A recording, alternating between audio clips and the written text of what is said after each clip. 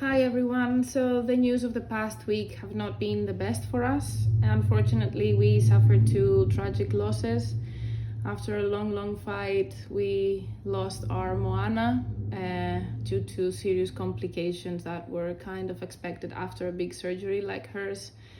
And the same goes for our little Kari. We didn't even have the opportunity to post exactly his story. He was a cat that we tried to help the same way as with Moana, trying everything in our powers, even going to the university hospital for both of them in Thessaloniki, which is a big stretch for us. It's quite far away and expensive, and we tried, but we didn't manage to save them. So this has affected the whole team a lot. And other than that, at the same time, we have been bombarded with the need to rescue more and more animals now that the tourists are here. Every day we have someone else at our gates asking for help and asking to take in animals in need, whether it's kittens, puppies, adults, so many different scenarios and situations. And since we didn't manage to lower the number of dogs, especially in the winter, and we have entered the touristic season already full in capacity, we are now in a very difficult spot. Well, in the past week, we were running very low on food again. Our previous donation that came all the way from Germany, from Tesserab Pfoten, it lasted a whole month, and we are very grateful, but it was all the supply was dangerously low. Our good friend from from Netherlands, Sian, came and she just donated an amount of food that will be enough for the next 10 days probably. So after that, we are again running really low. So the next month, July, is not basically covered, to be honest. So, and with all those emergencies coming through our gates every day, you know, when people come and ask for help, it's usually for a sick or injured animal. So high vet bills immediately, hospitalization of animals. We may have at the same time 3, 4, 5 animals that need intensive care that has a great cost. The most urgent need right now is help from fosters, people that are willing to take an animal in for a short period of time to help, especially with vaccinations when it's about very young animals. Whether it's a kitten or a puppy, they have not much chance of surviving in the shelter with no vaccines, because as you can imagine, we take in mostly sick animals from the streets that we need to help heal, but that means that a young sensitive organization cannot cope with these diseases. After the completion of the program of vaccinations, it's safe to bring the animals back in the shelter. So we are not asking for permanent solutions. We just need cooperation from people willing to open their houses and save lives this way, help us save lives.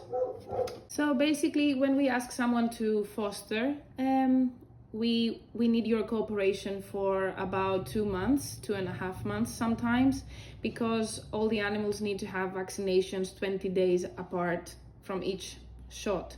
And of course, all expenses are covered. We don't expect people to pay anything from their pockets. We provide the food, the medication, all the vet visits are covered. Everything is provided.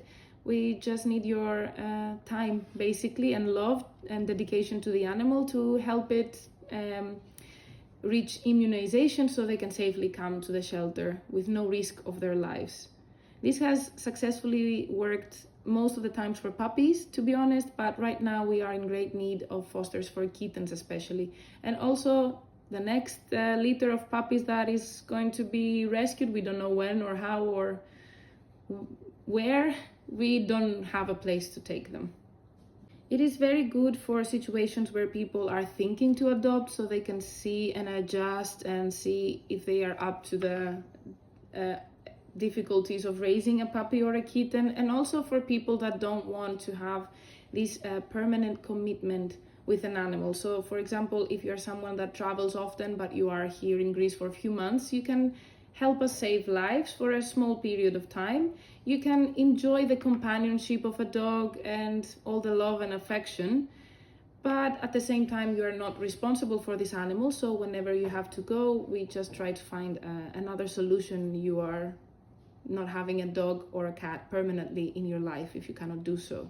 So you can have, in a way, the benefits without the difficulties of the responsibility.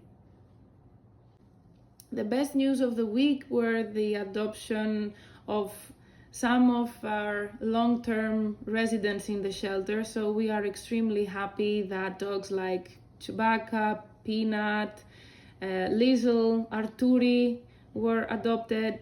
This gives us the biggest thrill in the world. We wish our week would only have these happy news and we could only find homes, but it's a mix of all the emotions. So from very, very lows to very, very highs, we are so happy these dogs and few more, and also some amazing cats managed to find homes and start their new life. We can't wait to see how that goes. Regarding the new shelter, we are trying now to have more frequent meetings with the municipality, trying to find a solution for a new land. There are some proposals. We are trying to see which is better. The good thing is that they want to cooperate a lot more on this subject. It's something very, very needed right now, because since we have to leave the land we are on, because it will be used to build hotels and casinos, we definitely need to find something appropriate to move the animals we currently have, but also to build a better future, because our main target is to build a new structure, a new place, a new center, to start working towards solving the stray issue in the area and then in general in Crete if possible, and not to create another shelter that just saves few but cannot do much for the many.